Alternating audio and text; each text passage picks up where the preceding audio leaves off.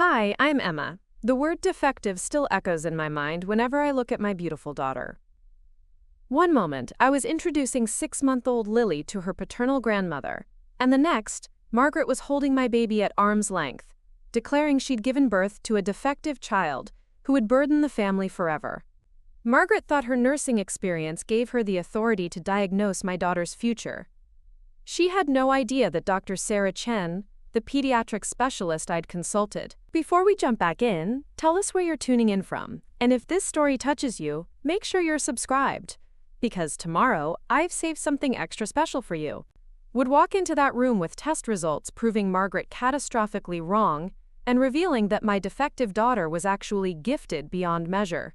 My name is Emma Rodriguez, and 8 months ago I thought becoming a mother would bring our family closer together. I was 28. A speech-language pathologist at Boston Children's Hospital, married to Dr. James Mitchell, a cardiothoracic surgeon at Massachusetts General. Our life felt perfectly structured around healing and helping others, with dreams of raising children who would contribute meaningfully to the world. James came from a medical family with deep roots in New England healthcare.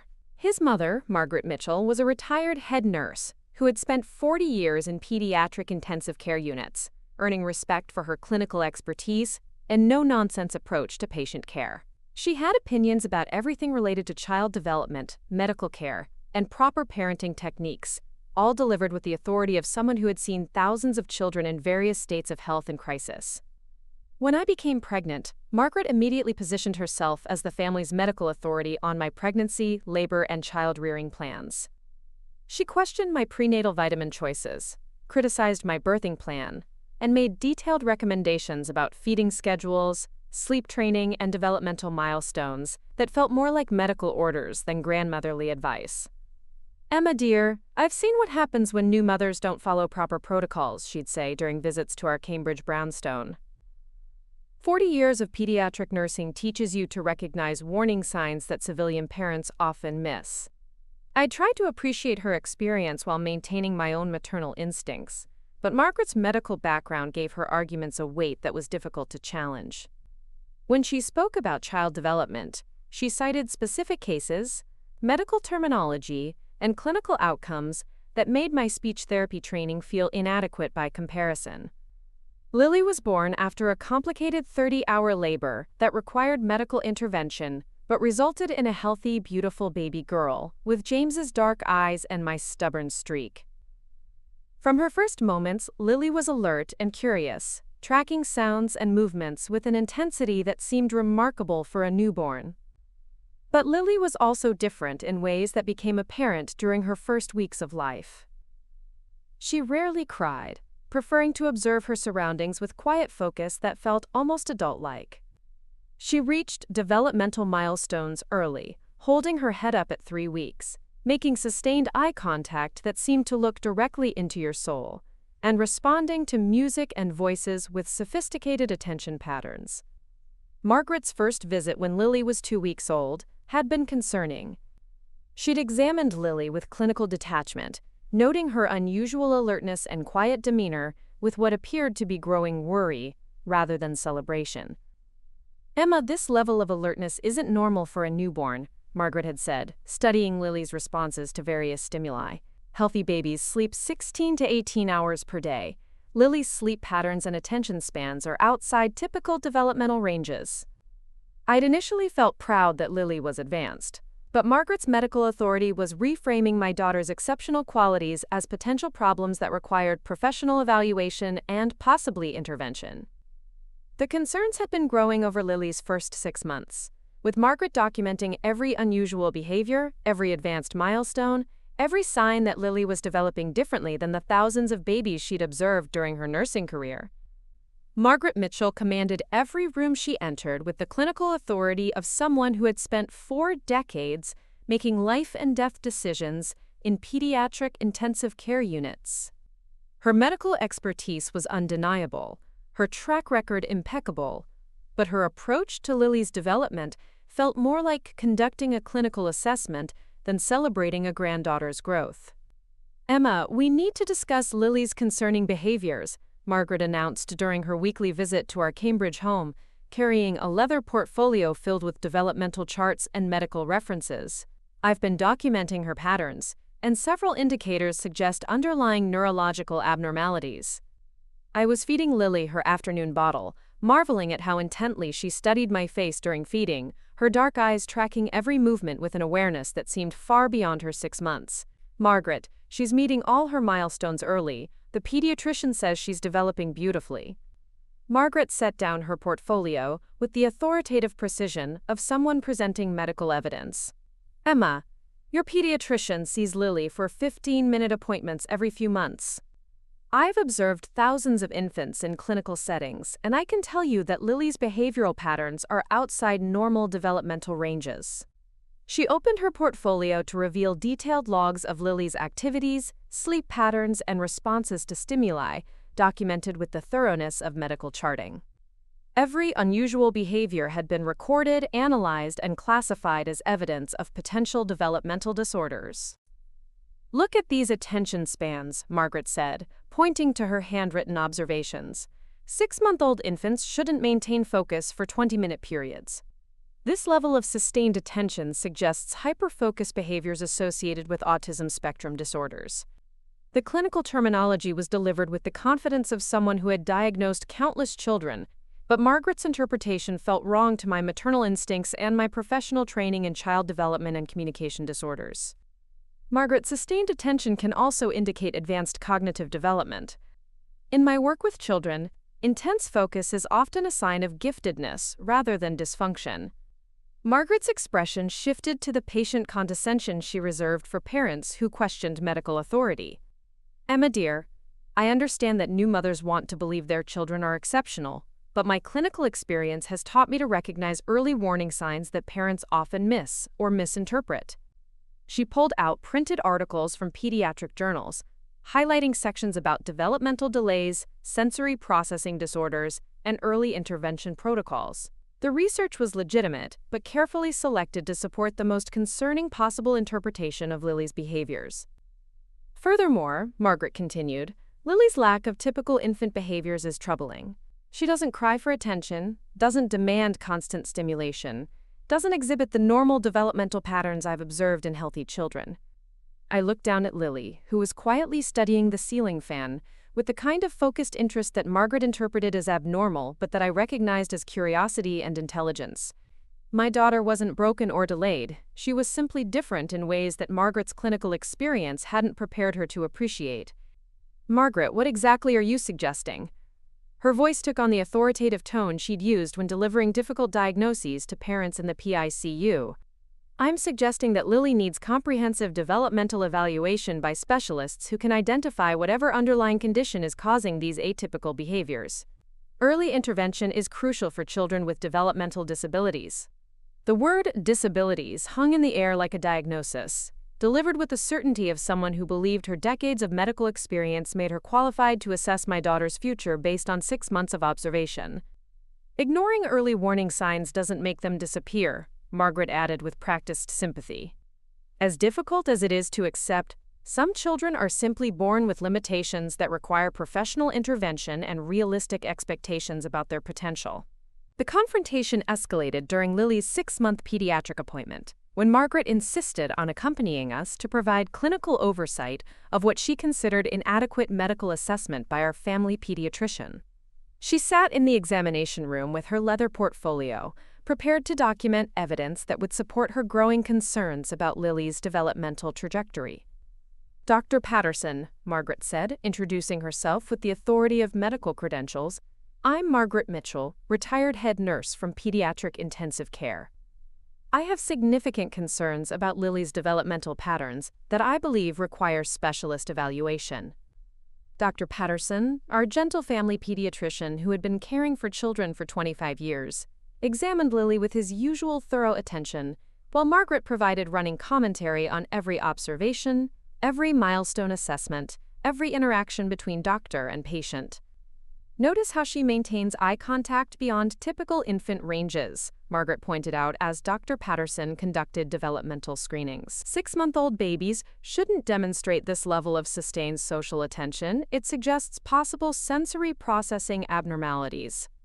I watched Dr. Patterson's expression grow increasingly uncomfortable as Margaret essentially conducted a parallel examination, questioning his methods and reinterpreting his findings through the lens of her clinical experience in intensive care settings where children were typically experiencing medical crises.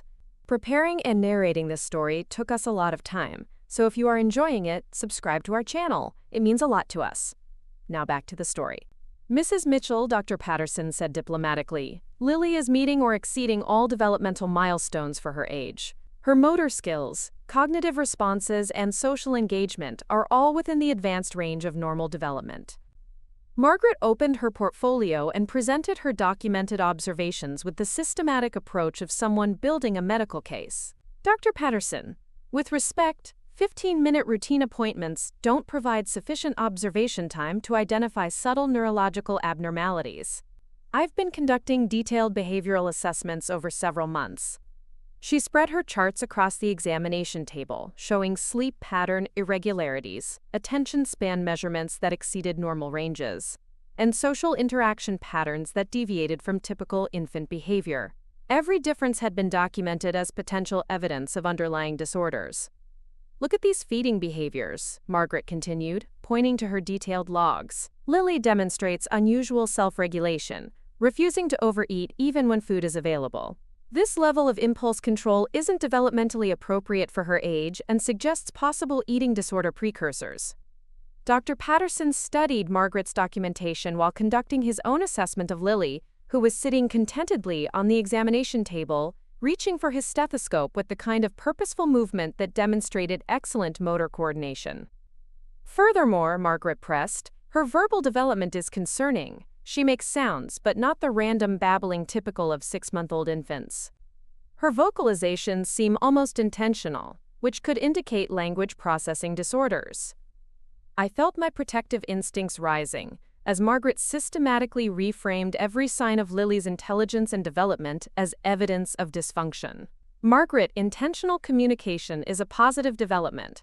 Many advanced children begin purposeful vocalization earlier than typical ranges. Margaret's expression shifted to the patient condescension I'd learned to dread. Emma, I understand maternal instincts want to interpret everything positively, but my clinical training has taught me to recognize early warning signs before they become significant developmental delays. She turned back to Dr. Patterson with professional authority. Doctor, I strongly recommend comprehensive neurological evaluation, developmental psychology assessment, and early intervention screening. Lily's behavioral patterns suggest she may require specialized support services. The room felt heavy with competing medical opinions, maternal instincts, and the weight of Margaret's decades of experience in pediatric settings, where unusual behaviors typically indicated medical problems requiring intervention rather than celebration. Dr. Patterson, I said quietly, what do you actually see when you examine Lily? The word defective was spoken on December 12th at exactly 3:22 p.m., during what should have been a joyful family gathering to celebrate Lily's 6-month milestone. Margaret had arrived at our Cambridge home carrying wrapped gifts and wearing the expression of someone prepared to deliver difficult but necessary truths about my daughter's future. I was sitting on our living room floor with Lily, who was demonstrating her newly acquired ability to sit independently while reaching for colorful blocks, with the kind of focused determination that made me proud of her developing motor skills and problem-solving abilities. Emma, we need to have an honest conversation about Lily's condition, Margaret announced, setting down her gifts and studying my daughter with clinical detachment. I've been patient, hoping her unusual behaviors would normalize, but it's become clear that she requires professional intervention.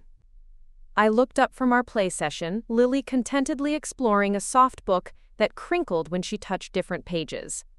Margaret, she's thriving. Look how well she's sitting, how purposefully she's exploring her environment. Margaret moved closer, her medical training evident in how she observed Lily's movements, responses, and interactions with toys. What I saw as curiosity and intelligence, Margaret interpreted through the lens of 40 years spent treating children with serious medical conditions. That's exactly what concerns me, Margaret said, kneeling beside us with the authority of someone conducting a clinical assessment. 6-month-old babies shouldn't demonstrate this level of intentional behavior. This isn't normal development, Emma. She reached for Lily, lifting her with the practiced efficiency of someone who had handled thousands of infants in medical settings. But instead of the gentle interaction I expected from a grandmother, Margaret held Lily at arm's length, examining her like a specimen requiring diagnosis. Look at her, Emma. Really look at her. The way she studies faces, the unusual quiet alertness, the lack of typical infant responses to stimulation. These aren't signs of advanced development. They're symptoms of underlying neurological dysfunction. Lily gazed back at Margaret with the same focused attention she brought to everything, her dark eyes calm and curious despite being held by someone who was clearly uncomfortable with her presence.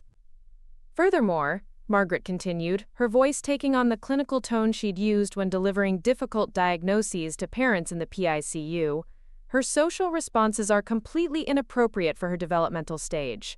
She doesn't cry for attention, doesn't demand constant interaction, doesn't exhibit normal attachment behaviors. Margaret set Lily down with movements that felt more like returning medical equipment than interacting with a granddaughter. Emma, I need you to understand what you're dealing with here. This child is defective. The word hit like a physical blow. I stared at Margaret, trying to process what I'd just heard. What did you say? Defective, Margaret repeated with matter-of-fact certainty. Lily has clear developmental abnormalities that will require lifelong medical management and realistic expectations about her capabilities. Some children are simply born with limitations that no amount of parental hope can overcome. She pulled out her leather portfolio, spreading medical articles and developmental charts across our coffee table like evidence in a court case. I've seen thousands of children with similar presentations. The earlier you accept her condition and begin appropriate interventions, the better her long-term outcomes will be. I scooped Lily into my arms, holding her protectively against my chest while Margaret continued her clinical assessment of my daughter's supposed defects. Lily snuggled contentedly, making soft cooing sounds that Margaret would probably classify as further evidence of abnormal vocalization patterns. Margaret, you're calling my baby defective because she's quiet and observant? I'm calling her defective because she exhibits clear signs of developmental disorders that will affect her entire life trajectory, Margaret said with practiced sympathy. Emma, denial doesn't change medical reality. Lily will be a burden on this family unless you get her the specialized care she needs. The phone call from Dr. Martinez, the director of Boston Children's Hospital's Developmental Pediatrics Department, came 3 hours after Margaret had called Lily defective and left our house with the satisfaction of someone who believed she'd finally forced me to confront harsh medical realities about my daughter. Mrs. Rodriguez, Dr. Martinez said, his voice carrying the careful professionalism of someone delivering sensitive information, I received a concerning call from someone claiming to be your child's grandmother. She requested immediate evaluation for developmental disabilities and made some troubling statements about your daughter's condition. My heart sank as I realized Margaret had gone behind my back to initiate medical interventions based on her own clinical observations, rather than respecting my role as Lily's mother and primary medical decision-maker.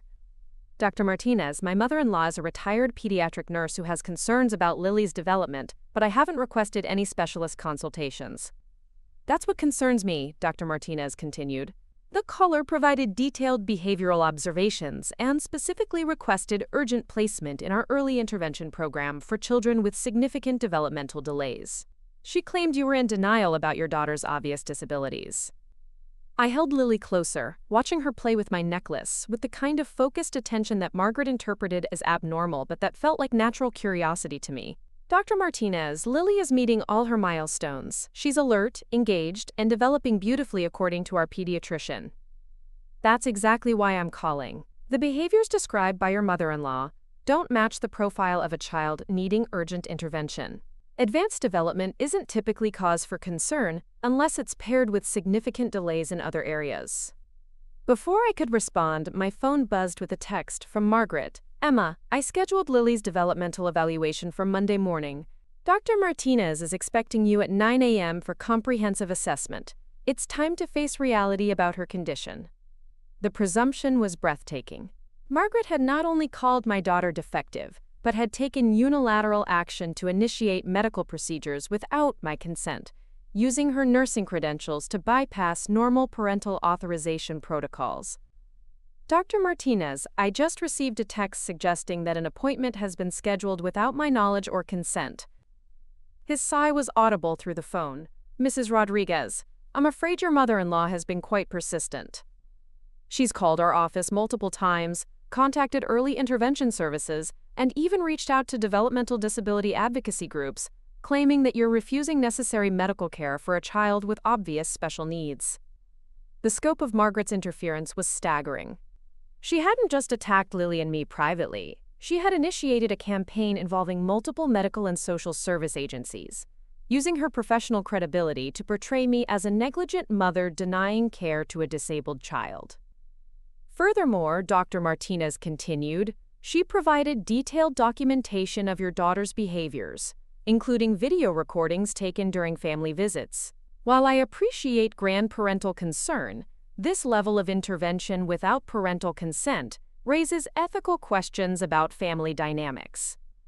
I stared at my phone, realizing that Margaret had been secretly recording Lily during her visits, documenting evidence to support her case that my daughter was developmentally disabled and that I was inadequately addressing her medical needs. Dr. Martinez, those recordings were made without my knowledge or permission. Margaret has been systematically building a case against me based on her interpretation of normal infant behavior.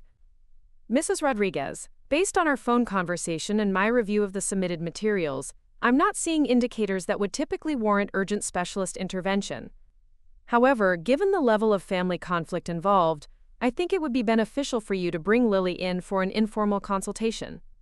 The careful phrasing suggested that Dr. Martinez understood I was dealing with family manipulation rather than medical emergency, but that professional evaluation might resolve the conflict by providing objective assessment of Lily's development. Would you be willing to schedule a consultation to address these family concerns? He asked diplomatically. The situation spiraled beyond family conflict into institutional pressure when Margaret's campaign reached Child Protective Services, transforming her medical concerns into official allegations of parental neglect. The call came from social worker David Park while I was preparing Lily's afternoon bottle, his voice carrying the bureaucratic authority of someone investigating potential child endangerment. Mrs. Rodriguez, we've received a report concerning your daughter's medical care. The complainant alleges that you're refusing necessary developmental interventions for a child with obvious disabilities. My hands shook as I held the phone, watching Lily contentedly exploring her toy basket with the kind of purposeful engagement that Margaret interpreted as abnormal. Mr. Park, my daughter is healthy and developing appropriately. These allegations are coming from my mother-in-law, who disagrees with my parenting approaches. Mrs. Rodriguez, the complainant provided extensive documentation, including medical observations and video evidence, suggesting significant developmental delays that require immediate professional intervention. We're required to investigate all reports involving potential medical neglect. Margaret had weaponized the child protection system, using her nursing credentials to lend credibility to accusations that I was denying care to a disabled child. Her systematic documentation of Lily's behaviors had been reframed as evidence of parental failure rather than grandmotherly interference. Furthermore, Mr. Park continued, the complainant states that multiple medical professionals have recommended specialist evaluation, but you've refused to pursue appropriate care for your daughter's condition. The lies were expertly crafted, designed to make me appear as a neglectful mother prioritizing denial over my child's welfare. Margaret had manipulated the very systems designed to protect children, turning them into weapons against families who didn't conform to her medical expectations. Before I could respond, my doorbell rang. Through the security camera, I could see Margaret standing on my front porch beside a woman in professional attire carrying official documentation. Margaret had brought reinforcements to what she clearly viewed as an intervention. Mr. Park, my mother-in-law is at my door right now with what appears to be another official. Is this coordinated? Mrs. Rodriguez, given the seriousness of these allegations, we've arranged for immediate family consultation to assess your daughter's care and your compliance with medical recommendations. Margaret let herself in with the spare key I'd given her for emergencies, followed by a woman who introduced herself as Dr. Patricia Walsh from the state's Developmental Disabilities Assessment Team. Margaret moved through my home with the authority of someone conducting an official inspection, rather than a family visit. "Emma, this is Dr. Walsh," Margaret announced, gesturing to her companion with professional satisfaction. "She's here to conduct the developmental evaluation you've been avoiding. Lily's condition can't be ignored any longer." Dr. Walsh studied Lily with clinical attention while Margaret provided running commentary about concerning behaviors, delayed responses, and abnormal development patterns that supposedly required immediate intervention. "Mrs. Rodriguez," Dr. Walsh said diplomatically, "I understand there are family disagreements about your daughter's development. However, when medical professionals raise concerns about potential disabilities, we have protocols that ensure children receive appropriate care." The trap was perfectly designed. Refusing evaluation would be interpreted as evidence of neglect, but agreeing would validate Margaret's accusations and potentially subject Lily to unnecessary medical interventions based on fabricated concerns about her development. "Dr. Walsh, my daughter's pediatrician, has never expressed concerns about her development. She's meeting all milestones appropriately." Margaret interrupted with practiced authority. "Emma, you're seeing what you want to see rather than accepting medical reality. Dr. Walsh is here to provide objective assessment of Lily's needs." "Mrs. Rodriguez," Dr. Walsh said carefully, "refusal to cooperate with developmental assessment could be interpreted as medical neglect under state guidelines. I'd strongly recommend allowing evaluation to resolve these concerns." The institutional pressure was overwhelming, designed to force compliance through fear of legal consequences rather than genuine medical necessity. The breakthrough came from an unexpected source, Dr. Sarah Chen, a pediatric developmental specialist at Boston Children's Hospital, who called while Margaret and Dr. Walsh were conducting their unofficial evaluation of Lily in my living room. Dr. Chen's voice carried the calm authority of someone who specialized in identifying truly gifted children, rather than pathologizing normal development. "Mrs. Rodriguez, I've been reviewing the documentation submitted about your daughter by your mother-in-law. I need to meet with you immediately, because what I'm seeing suggests something very different from developmental disabilities." Relief flooded through me as I realized that a genuine specialist was taking interest in Lily's case, rather than simply accepting Margaret's clinical interpretations without independent verification. "Dr. Chen, there are state officials here right now conducting an evaluation based on my mother-in-law's concerns about Lily's development. Mrs. Rodriguez, I've been researching early indicators of exceptional cognitive development, and your daughter's behavioral patterns match profiles I've seen in profoundly gifted children rather than those with developmental delays." Before I could process the full implications, Dr. Chen continued with information that transformed my understanding of everything Margaret had been documenting as evidence of disability. The sustained attention spans, the intentional communication, the advanced problem-solving behaviors, these are hallmarks of intellectual giftedness that occurs in less than 1% of the population. Your mother-in-law has been interpreting exceptional development as dysfunction. I watched Margaret and Dr. Walsh continue their evaluation, while Dr. Chen explained that Lily's quiet observation, purposeful movements, and unusual alertness were indicators of cognitive advancement rather than neurological problems. Furthermore, Dr. Chen said, "I've been consulting with Dr. Amanda Torres, a specialist in early childhood giftedness at Harvard Medical School. Based on the videos your mother-in-law submitted, Dr. Torres believes Lily demonstrates cognitive abilities typically seen in children twice her age." The revelation was staggering. Margaret's systematic documentation of Lily's abnormal behaviors had actually created a comprehensive record of early giftedness that specialists could use to understand my daughter's exceptional development. "Dr. Chen, my mother-in-law has initiated CPS investigations claiming I'm neglecting a disabled child by refusing medical interventions." "Mrs. Rodriguez, that's exactly why I'm calling. Misdiagnosis of gifted children as developmentally disabled is a recognized problem in pediatric medicine. Children with exceptional cognitive abilities are often pathologized because their development doesn't match standard expectations."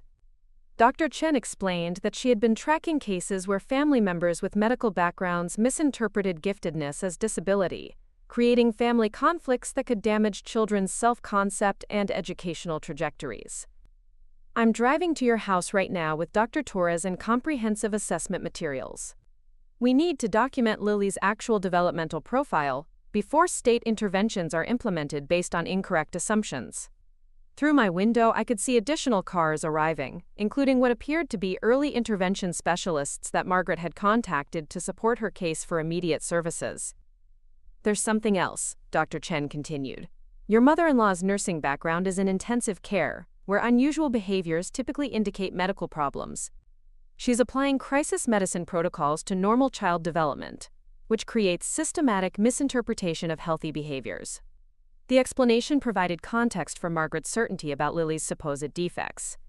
Her decades of experience treating critically ill children had trained her to see deviation from normal as evidence of pathology, rather than recognizing that some children simply develop outside typical ranges without requiring medical intervention. Dr. Chen, how long until you arrive? 10 minutes. Mrs. Rodriguez, don't allow any formal evaluations or interventions until we can provide proper assessment. Lily's cognitive development is too exceptional to be mischaracterized as disability. For the first time since Margaret had called Lily defective, I felt hope that professional expertise would validate my maternal instincts and protect my daughter from inappropriate medical interventions. Dr. Sarah Chen walked through my front door at exactly 4:15 p.m., flanked by Dr. Amanda Torres from Harvard Medical School, and carrying assessment materials that would finally provide objective evaluation of Lily's development. She wore the confident bearing of someone who specialized in identifying exceptional children rather than pathologizing normal behavior. Margaret was in my living room with Dr. Walsh and 2 early intervention specialists, conducting what amounted to a disability assessment based on her nursing observations of Lily's supposedly abnormal behaviors. She looked up as the specialists entered, her expression shifting from professional satisfaction to confusion as she registered the level of expertise that had arrived to counter her evaluation.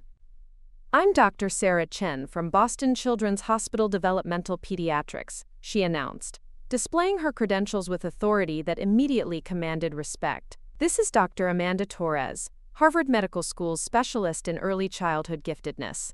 We're here to provide comprehensive assessment of Lily's cognitive development. Margaret stood abruptly, her nursing training evident in how she positioned herself between the new specialists and Lily. Dr. Chen, I'm Margaret Mitchell, retired head nurse from Pediatric Intensive Care. I've been documenting Lily's developmental abnormalities for months. She clearly requires immediate intervention for significant delays. Dr. Chen studied the documentation that Margaret and Dr. Walsh had been compiling, her expression growing more interested with each page. Mrs. Mitchell, I've reviewed your observational notes, and I need to tell you that what you've documented suggests the opposite of developmental delays. She pulled out her laptop and displayed video analysis software that could measure attention spans, response times, and cognitive processing indicators from the recordings Margaret had secretly made during family visits. These attention spans you've documented as abnormal? They're consistent with cognitive abilities typically seen in children with IQs above 140, Dr. Chen explained, pointing to specific behavioral patterns on her screen. Lily's sustained focus, purposeful movements, and intentional communication represent exceptional development, not dysfunction. Margaret's confidence wavered as Dr. Torres joined the analysis, bringing decades of experience in identifying profoundly gifted children who were often misunderstood by medical professionals unfamiliar with early intellectual advancement. Furthermore, Dr. Torres said, examining Lily directly, her quiet observation and selective responsiveness are hallmarks of children processing complex information at accelerated rates. What appears unusual to standard pediatric assessment is actually evidence of remarkable cognitive sophistication. Dr. Walsh, the state developmental disabilities assessor, watched this professional disagreement with growing understanding that she had been called to evaluate a child who didn't require her services. Mrs. Mitchell, Dr. Chen continued, your intensive care background has trained you to interpret unusual behaviors as medical problems requiring intervention. But Lily's development falls into the gifted range, which occurs in less than 1% of children, and often confuses medical professionals unfamiliar with exceptional cognitive development. Margaret's face flushed as she realized her months of documentation had been systematically misinterpreted through the lens of crisis medicine rather than developmental psychology. That's impossible, Margaret said, her voice losing its authoritative edge. I've seen thousands of children. Lily's behaviors are clearly abnormal and require professional intervention. Dr. Torres approached Margaret with professional respect but firm correction. Mrs. Mitchell, your clinical experience is invaluable in intensive care settings, but gifted development presents differently than the medical conditions you're trained to recognize. Lily demonstrates cognitive abilities that would be remarkable in a 2-year-old, let alone a 6-month-old infant. The room fell silent as the implications sank in. Margaret had spent months calling my daughter defective, based on behaviors that actually indicated exceptional intellectual gifts that required nurturing rather than medical intervention. The formal assessment took place in my living room over the next 2 hours, transforming what should have been a routine family space into a pediatric research laboratory, where Dr. Chen and Dr. Torres conducted the most comprehensive cognitive evaluation I'd ever witnessed. Margaret sat in stunned silence, as her months of documentation about Lily's defects were systematically reinterpreted as evidence of extraordinary intellectual gifts. Mrs. Rodriguez, Dr. Chen said, setting up specialized testing materials designed for identifying giftedness in infants. We're going to conduct assessments that measure cognitive processing, pattern recognition, and problem-solving abilities that are typically impossible to evaluate in children this young. Lily sat contentedly in her high chair, studying the colorful geometric shapes and complex puzzles that Dr. Torres arranged before her, with the kind of focused attention that Margaret had interpreted as abnormal hyperfocus, but that the specialists recognized as exceptional analytical ability. Watch her approach to novel problems, Dr. Torres explained to the room full of observers as Lily systematically explored each new challenge. 6-month-old infants typically engage with objects through random manipulation. Lily demonstrates purposeful hypothesis testing. The difference was remarkable when viewed through the lens of giftedness research rather than disability assessment. Lily's careful examination of each toy, her methodical testing of cause and effect relationships, and her sustained attention to complex visual patterns revealed cognitive sophistication that was genuinely extraordinary. Margaret watched in growing amazement as Dr. Chen documented response times, problem-solving strategies, and information processing capabilities that placed Lily in cognitive ranges typically associated with much older children.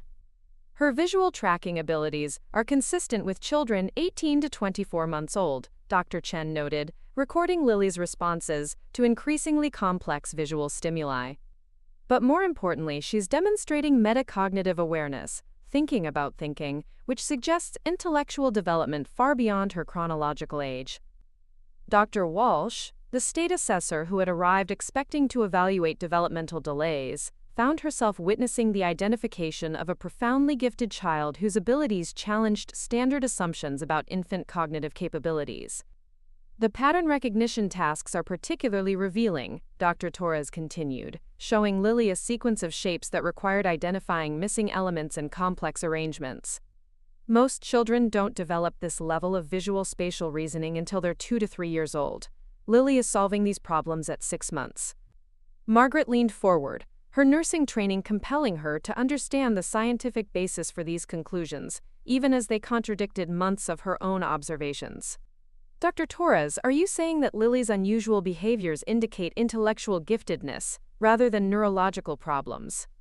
Mrs. Mitchell, Lily's cognitive assessment scores place her in the 99.9th percentile for infant development. The behaviors you documented as concerning actually provide the most comprehensive record of early giftedness that we've seen in our research. Dr. Chen pulled out additional assessment materials, including musical instruments and language development tools, that would test auditory processing and early communication skills. Let's examine her response to complex auditory patterns and see how she processes linguistic information. As classical music played through Dr. Chen's portable speaker, Lily's entire demeanor changed. She moved her hands in rhythm, tracked melodic changes with visible attention, and made vocalizations that seemed to correspond with musical phrases. The response was so sophisticated that even Margaret's medical skepticism began to crumble.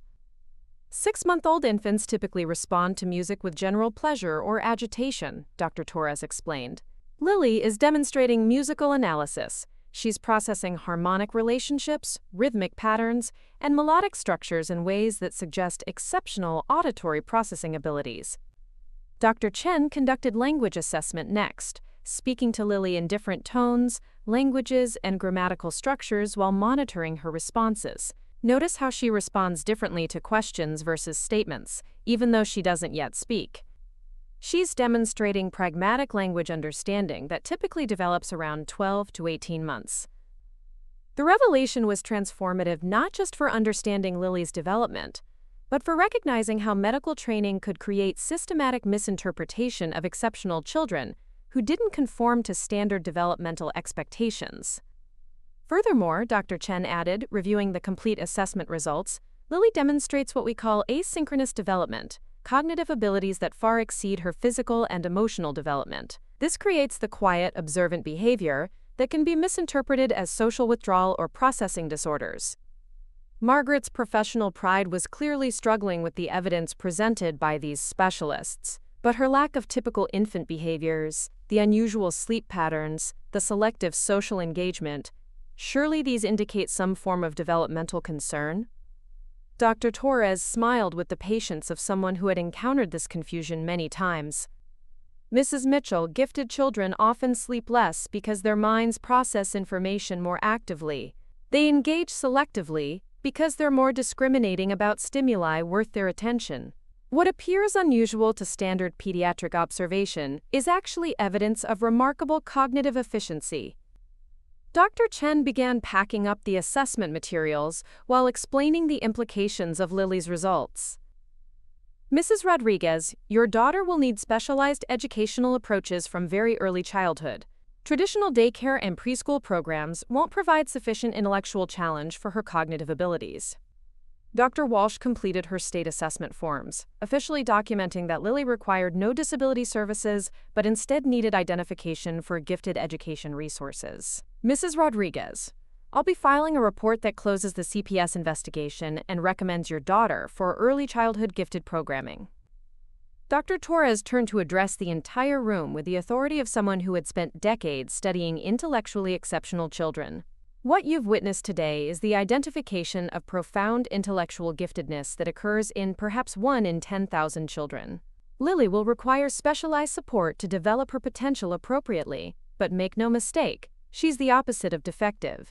She's cognitively exceptional.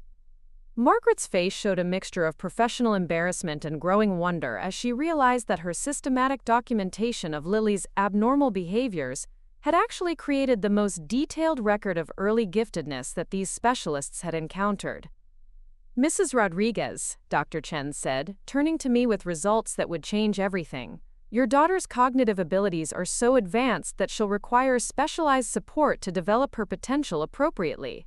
But make no mistake, Lily represents the kind of intellectual gift that appears perhaps once in a generation. The transformation began the moment Dr. Chen and Dr. Torres left our home, carrying with them assessment results that would change not just Lily's future, but our entire family's understanding of what exceptional development could look like in an infant. Margaret sat in our living room holding her granddaughter for the first time with genuine wonder rather than clinical concern, tears streaming down her face as she processed the magnitude of her misunderstanding.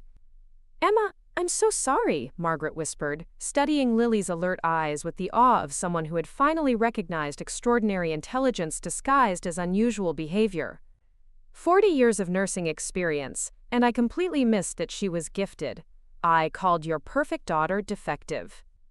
The apology was profound not just for its emotional weight, but for what it represented about how medical training could create systematic blind spots when encountering children who developed outside standard ranges. Margaret's expertise in crisis medicine had trained her to see deviation as pathology, rather than recognizing that some children simply operated at cognitive levels far beyond typical expectations. Within weeks, our lives were transformed by the recognition of Lily's exceptional abilities. Dr. Chen connected us with early childhood gifted education specialists, developmental psychologists who understood asynchronous development, and parent support groups for families raising profoundly gifted children who required specialized approaches from infancy. Mrs. Rodriguez, Dr. Patricia Martinez from Harvard's Early Childhood Giftedness Research Center, explained during our first consultation, Lily's cognitive assessment results place her in territory that we're still learning to understand. Children with this level of intellectual ability require educational approaches that won't be available in traditional settings. The implications were staggering. Lily would need individualized learning plans from toddlerhood, specialized daycare providers who understood advanced cognitive development, and eventually educational programs designed for children whose intellectual abilities far exceeded their chronological ages. Margaret's transformation was perhaps the most remarkable aspect of our new reality. Her nursing background, once the source of her misinterpretation, became invaluable for understanding the medical aspects of supporting gifted development. She researched nutrition for advanced cognitive development, sleep patterns in intellectually exceptional children, and the physiological needs of brains processing information at accelerated rates. "Emma, I've been studying everything about early giftedness," Margaret said during one of our weekly visits, now armed with research from pediatric psychology rather than disability assessment. "Lily's brain is literally developing differently than typical children. She needs environmental stimulation that matches her cognitive abilities." 6 months after the devastating day when Margaret had called Lily defective, she became our strongest advocate for recognizing and nurturing our daughter's exceptional abilities. Her medical credentials, once used to pathologize Lily's development, now provided credibility when advocating for specialized services and educational accommodations. James returned from a medical conference with news that expanded our understanding of Lily's significance beyond our family situation. "Emma, I presented Lily's case study at the Pediatric Development Symposium. Her early assessment results are being used to develop new protocols for identifying giftedness in infants." The irony wasn't lost on me. Margaret's systematic documentation of Lily's abnormal behaviors had created the most comprehensive record of early intellectual giftedness that researchers had encountered, contributing to scientific understanding of how exceptional cognitive abilities manifested in infancy. Dr. Chen visited regularly to monitor Lily's continued development and to study how environmental factors supported or hindered advanced cognitive growth. Mrs. Rodriguez, Lily's progress over the past 6 months confirms our initial assessment. She's demonstrating problem-solving abilities typically seen in children 3 to 4 times her age. At 12 months old, Lily was reading simple words, solving complex puzzles, and demonstrating mathematical concepts that challenged assumptions about infant cognitive capabilities. What Margaret had interpreted as developmental delays were actually signs of a mind processing information at levels that defied standard pediatric understanding. The most meaningful transformation was in our family relationships. Margaret's initial rejection of Lily's differences had evolved into fierce protection of her granddaughter's exceptional needs. She researched gifted education programs, connected with other families raising intellectually advanced children, and became an advocate for recognizing cognitive diversity as something to be celebrated rather than corrected. "Emma, I've been thinking about all those months I spent trying to fix Lily," Margaret said during one of our evening conversations while Lily contentedly worked on puzzles designed for preschoolers. "I was so focused on making her fit normal expectations that I couldn't see how extraordinary she actually was." Dr. Torres included our family in her research on early identification and support of profoundly gifted children, documenting how proper recognition and nurturing could help exceptional children develop their potential, while maintaining emotional and social health. Lily's case demonstrates the importance of recognizing giftedness as a form of neurodiversity that requires specialized support rather than medical intervention, Dr. Torres explained in her published research. Early misidentification can damage gifted children's self-concept and limit their intellectual development. As I watched Lily approach her first birthday with the cognitive abilities of a much older child, I reflected on how completely our understanding had been transformed. The defective baby that Margaret had wanted to fix had become the gifted child that specialists studied, admired, and celebrated as an example of human intellectual potential. Margaret's transformation from critic to advocate had taught our entire family that expertise without understanding could be more damaging than ignorance, but that the same knowledge, properly applied, could become powerful support for children who needed specialized recognition and care. "You know what I've learned?" Margaret said one evening as we watched Lily work on age-inappropriate puzzles with focused determination. "Sometimes the children who seem most different are actually the ones who will contribute most to the world. I almost missed recognizing a gift because I was looking for problems." Lily looked up from her puzzle and smiled at her grandmother with the kind of knowing expression that had once been interpreted as abnormal, but now was recognized as the mark of an exceptional mind observing and understanding the world with remarkable sophistication. Up next, you've got two more standout stories right on your screen. If this one hit the mark, you won't want to pass these up. Just click and check them out. And don't forget to subscribe and turn on the notification bell so you don't miss any upload from us.